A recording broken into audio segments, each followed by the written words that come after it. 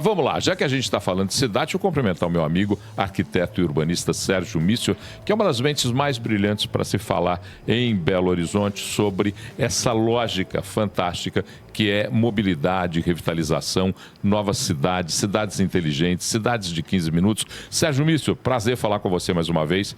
Um ótimo dia para você. Bom dia, Paulo Leite, Antonélio, Carol e quem está nos acompanhando. É um prazer estar com vocês.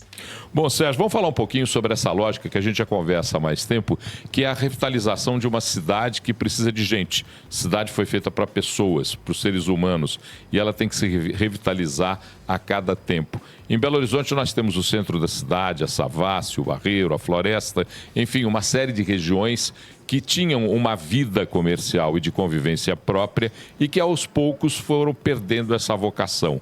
Por que se perde essa vocação e se o perder dessa vocação é uma oportunidade para se resgatar uma cidade de verdade? Bom, Paulo Leite, as cidades são estruturas dinâmicas, né? São organismos vivos e têm, felizmente, essa incrível capacidade de se regenerar, repensar e reinventar. Então, é natural que Belo Horizonte, que já extrapolou há muito os seus limites administrativos e políticos, e hoje a gente precisa ter um entendimento de uma região metropolitana envolvendo aí 34 municípios e até mesmo os outros 16 municípios do nosso colar metropolitano, já que há uma relação de interdependência entre esses municípios. Muitas pessoas moram, inclusive, fora de Belo Horizonte, mas ainda tem em Belo Horizonte a sua o seu principal destino para oportunidade de trabalho, de renda, de saúde, de educação, de lazer, de cultura e assim também a relação entre outros municípios. Portanto, é necessário sempre repensar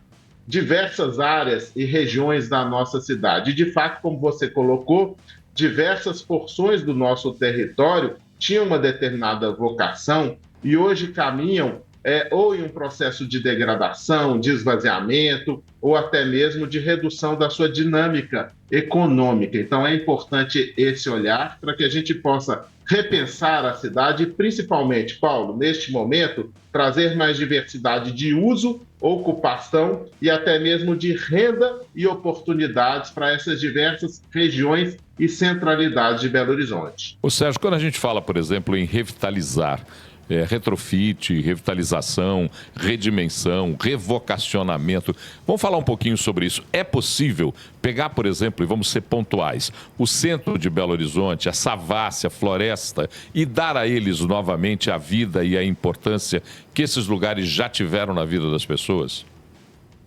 Sem dúvida, Paulo, esse é um ponto de atenção não só de Belo Horizonte, mas das principais capitais brasileiras, e eu diria também que é um ponto de pauta das principais metrópoles do mundo. Por quê? Anteriormente, o centro reunia todas as oportunidades de trabalho, de renda, de comércio, de serviços, de cultura, né? Todas as linhas de transporte coletivo normalmente têm um ponto central na região do centro de cada cidade, e nós havíamos também, nos principais centros, nós contávamos também com muitas moradias, né? As moradias, elas foram se deslocando para outras porções do território e é natural que este ponto central da cidade tenha também uma redução da sua dinâmica econômica. Então, é importante retomar o protagonismo do centro, já que é uma área muito bem estruturada. Ela tem um investimento de décadas em infraestrutura, iluminação, saneamento, segurança, diversos atributos que a qualificam como uma porção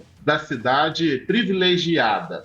Então, é claro que nós precisamos, no caso do centro de Belo Horizonte, eu não diria revitalizar, porque revitalizar é trazer uma nova vida, como se ela estivesse morta. E basta a gente ir para o centro de Belo Horizonte que a gente percebe que, pelo menos no horário comercial, é um centro pulsante. Mas ele pode ser um centro pulsante e deve durante 24 horas por dia. Então, nós temos experiências não só internacionais, a gente pode pegar como exemplos experiências, né, em Londres, em Paris, em Nova York, em Madrid, em Barcelona, mas trazendo para a nossa realidade do Brasil, a gente percebe alguns projetos muito interessantes recentemente iniciados. Então, o Rio de Janeiro é um bom exemplo, tem um projeto que se chama Reviver o Centro, que teve início em 2021 e que tem instrumentos urbanísticos para potencializar essa transformação do centro. O desafio no Rio de Janeiro era levar mais moradia, né? Maior número de pessoas que pudessem morar no centro da cidade, já que ele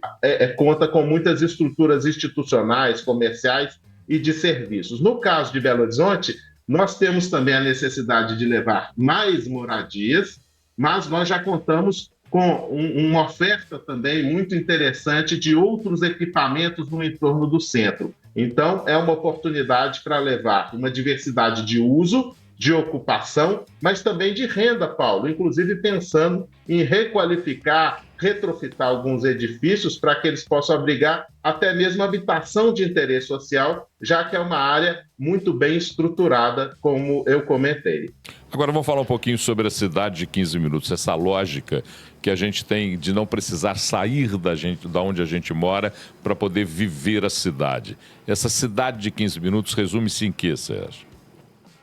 É interessante, Paulo, porque Belo Horizonte, assim como outras grandes metrópoles, caminha para um processo que nós chamamos de construção de novas centralidades e polos de vizinhança. Ou seja, significa não só requalificar, regenerar o nosso centro da cidade, mas dotar de outras porções do nosso território de muita vitalidade, principalmente uma atividade econômica que faça com que as pessoas em diversas porções e regiões de Belo Horizonte possam principalmente morar, trabalhar, ter acesso à educação, serviço, saúde, sem a necessidade de se deslocar diariamente para a porção centro-sul de Belo Horizonte. Então, essa é a construção de novas centralidades.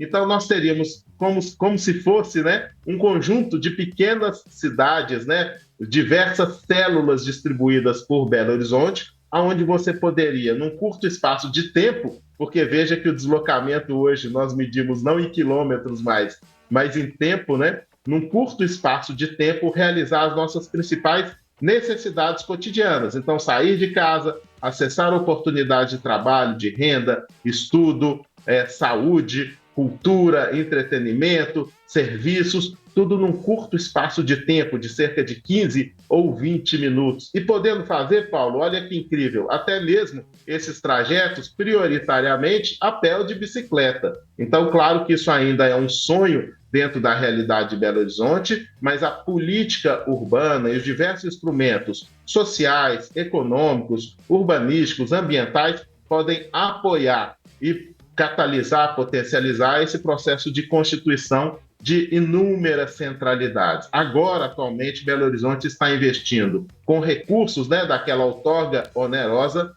no fortalecimento de 9 centralidades, justamente nas 9 regionais, para que a gente tenha, num futuro próximo, essa realidade do conceito de uma cidade de 15 minutos. Ou seja, durante um tempo de 15 minutos, você poder acessar suas principais necessidades cotidianas. Não sei se eu consegui explicar rapidamente, mas esse é o conceito cunhado por um franco-colombiano, que é o Carlos Moreno, que tem assessorado a Ana Hidalgo, que é a prefeita de Paris, que tem adotado esse conceito de cidade 15 minutos. Bom, rapidinho, eu dou um minuto para você me dizer rapidamente, com toda a sinceridade, do cidadão, do arquiteto e do urbanista. Belo Horizonte tem jeito na convivência e na transformação da cidade? Um minuto para você, Sérgio. É claro que tem jeito, não só porque eu sou um profissional extremamente otimista, mas porque eu consigo reconhecer em Belo Horizonte, em diversas outras capitais, essa incrível capacidade de transformação. É claro que isso não vem, Paulo Leite, de um passe de mágica. É necessário um projeto estruturante e que não esteja restrito a um mandato de 4 anos, mas que ele possa ser perseguido, acompanhado e gestado pela própria sociedade ao longo de diversas gestões, e cada gestor vai dar aquela pitada, aquela contribuição num projeto sem desvirtuar este projeto ao longo do tempo. Mas é necessário um componente, que é ousadia e, claro, naturalmente, uma participação, um protagonismo da sociedade civil organizada para que esse processo seja concebido, desenvolvido, fiscalizado e tenha a sua continuidade. Muito obrigado, Sérgio Miss, senhor arquiteto e urbanista, conversou com a gente aqui no Central 1. Muito obrigado, um ótimo dia para você.